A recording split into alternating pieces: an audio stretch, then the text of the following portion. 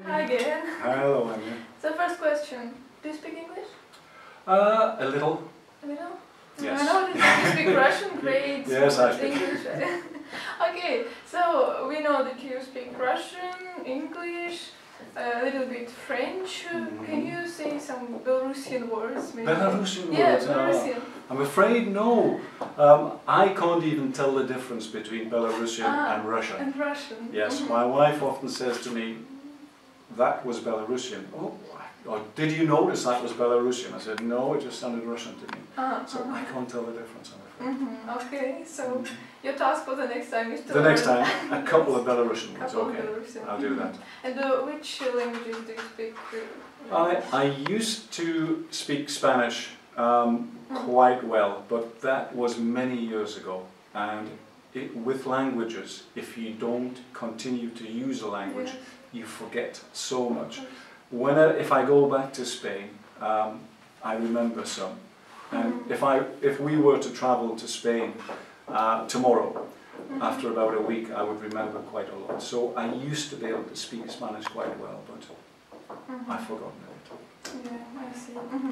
And what about countries? You travel a lot, as I understand.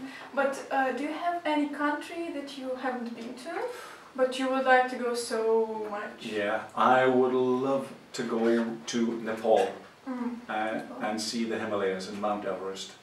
Being a former climber, I would love to be able to. I would love to be able to climb Mount Everest, but I couldn't do that now. But I would love to just go there to see it.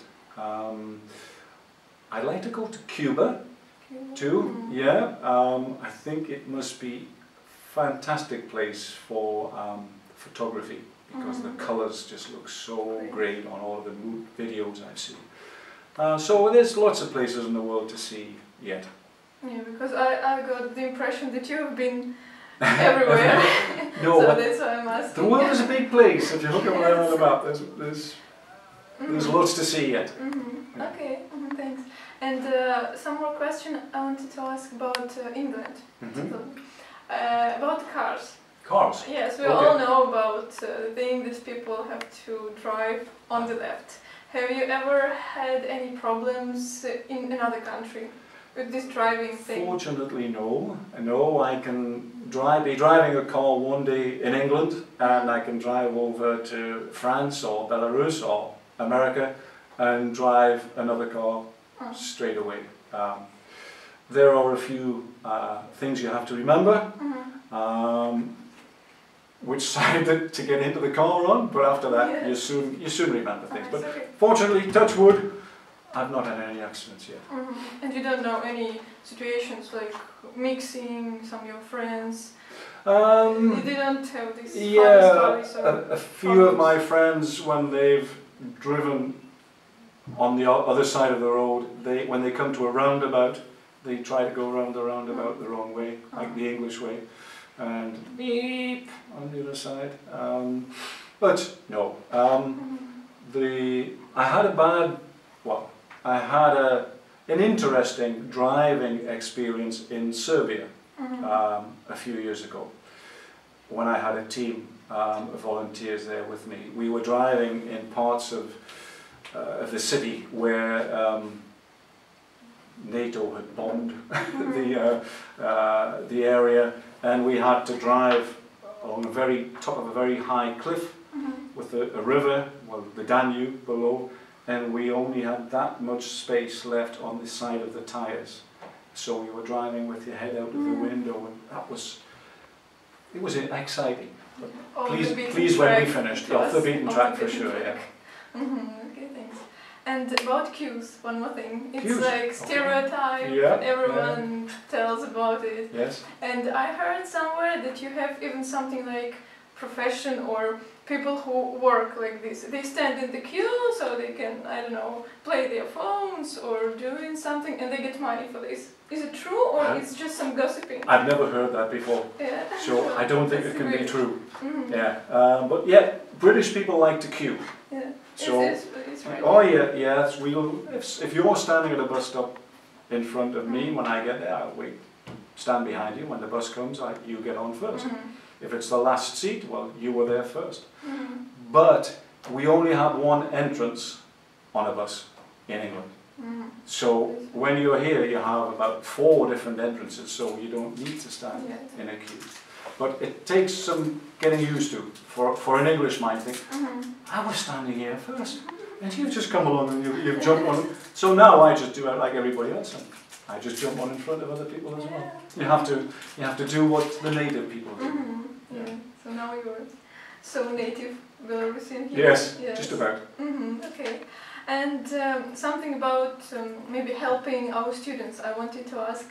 There are such things as idioms, and it's usually the students are really excited about learning them because they are quite funny and they're interested in this. And I wanted to ask if they are so much really used in native speech. For example, something like piece of cake, cost an arm and a leg. It is so popular in the books, but do you use it? And what is like the most popular? Yeah, they are used quite a lot. Yes. Yes, I would say in everyday, yeah, I use them, yeah.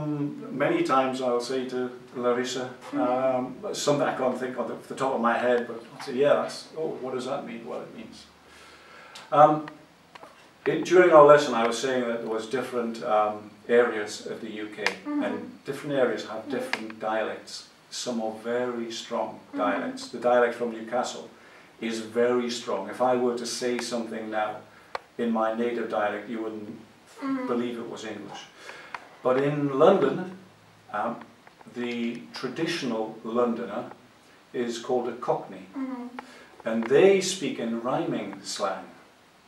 So instead of, you and I would say, I'm going upstairs, I'm going up the stairs. A Cockney would say, I'm going up the apple and pears, because pears rhymes with stairs. Why? I have no idea, but a traditional Cockney person will speak using rhyming slang. And they create it during the speech, or it's fixed?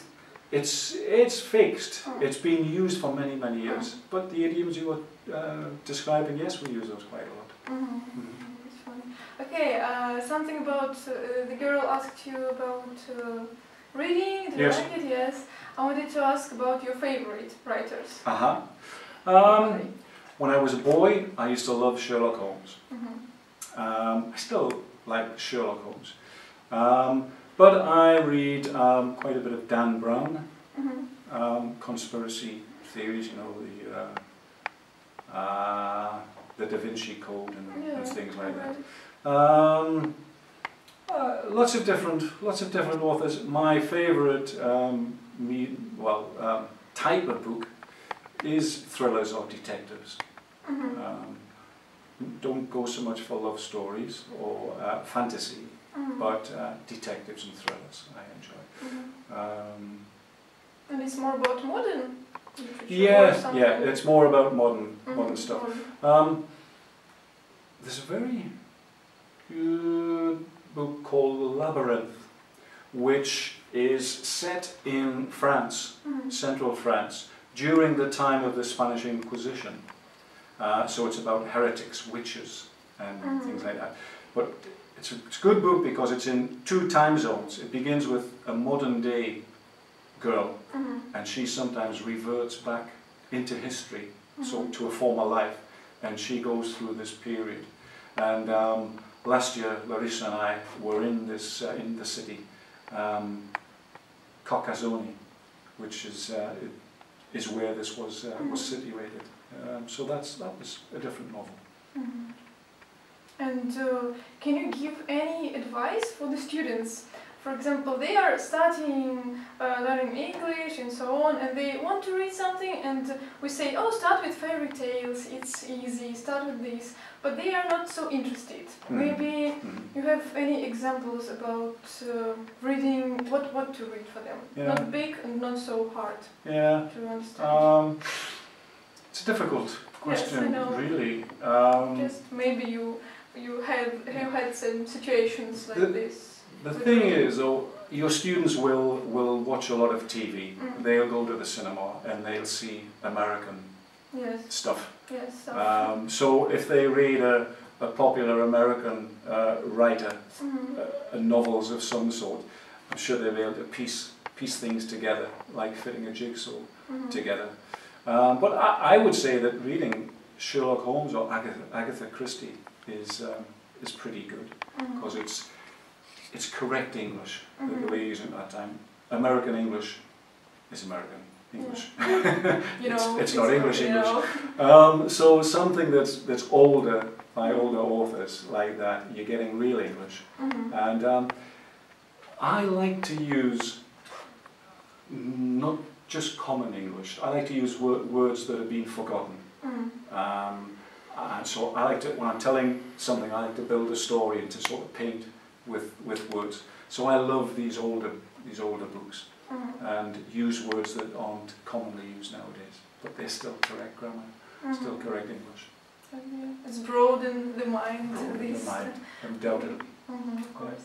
Okay, thanks. And at the end, I want you to ask some quick questions. I think you know there is a writer, French writer, Marcel Proust. Yes. Yes. And he made some questions for himself when he was 20. Right. Yes, and he answered these questions. So they became quite popular to ask for some famous people. Now you're a celebrity here. Yes. I wouldn't say that. Yeah, I'm a celebrity in this building. You're on the place of celebrity, so just to answer what comes to your mind. Okay. Okay. So what's your biggest achievement? Forming my own company. My own humanitarian company. Okay, what do you appreciate, which quality do you appreciate in a woman, most of all? Patience. Patience, and in a man? Patience. Patience, okay. If you could change one quality of your character, what would it be? I'll be more patient. Patience, okay, patience is everywhere. And which country would you choose to live? To live? For the possibility, yes. Oh, well, I quite like, although I've never been, but I quite fancy the idea of living in Bulgaria. Bulgaria? Yes. That's interesting. And what's your motto? Motto? Yes. Oh, glass half full, never half empty. Do you know what I mean by that? Yes, of course. Yeah. Live life, glass half full, never half empty. Yes, and on this message we will finish. Okay. It's a great message Great. to finish. Thank you so much. You're welcome.